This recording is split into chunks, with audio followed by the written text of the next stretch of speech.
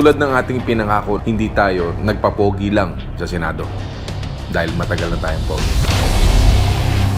Piliin mo rin ang Pilipinas, kapulo ang kwintas